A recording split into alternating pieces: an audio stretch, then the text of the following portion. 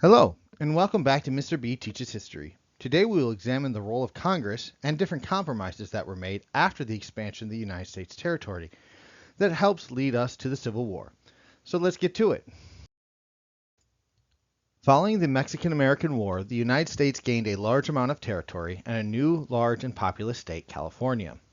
The specter of slavery and the balance between the states once again cast a shadow on the acts of Congress. It was up to Henry Clay to make his last great compromise surrounding slavery. This compromise allowed California to enter the Union as a free state and Texas as a slave state. The people of New Mexico and Utah territories would decide on slavery in their territories. It banned the slave trade in Washington, D.C., and allowed for a more vigorous fugitive slave law to be enforced. All these provisions could not pass together, but Senator Stephen Douglas of Illinois created different groups of congressional members to pass each provision separately.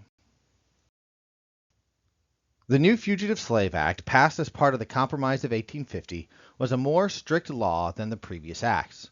One key difference is that slave owners did not have to prove to a jury that they were the owner of the runaway slave. They only had to prove it to a federal commissioner. These commissioners were paid two different rates based on how they decided each case, with more being paid if the commissioner found in favor of the slave owner. Additionally, any official who did not arrest escaped slaves or aided a fugitive slave could be fined or imprisoned. These officers also got a bonus for capturing these slaves. Northern abolitionists decried the unfairness of the law, and it led to many free blacks in the North and South being kidnapped and conscripted into slavery. Many Northern juries would not convict people who had helped escape slaves, and some state legislatures started passing laws against this act in response. One major idea that served as a compromise point in the expansion and conflict surrounding slavery was the concept of popular sovereignty. This principle, established by Stephen A. Douglas of Illinois, allowed the actual residents of a territory or state to decide by voting whether or not slavery would be allowed within it.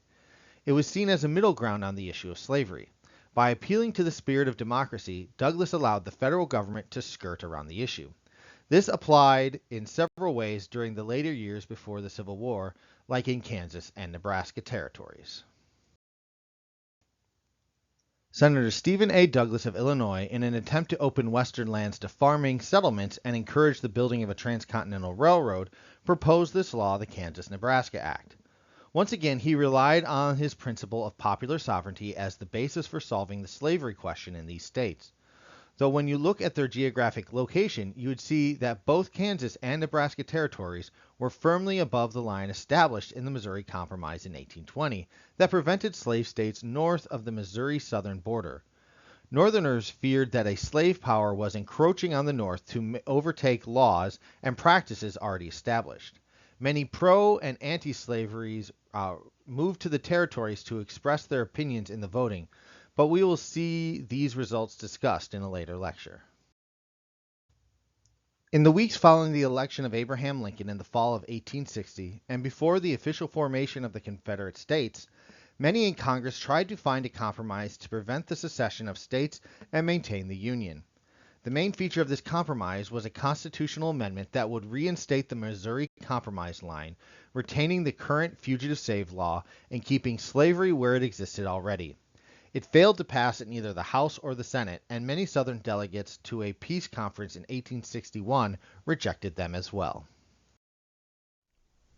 If you have any questions, comments, concerns, or clarifications you would like to make about this lecture, please leave a comment below. If you learned something new, please consider leaving a like. If you would like to receive notifications of more content like this, please consider subscribing and ringing the notification bell.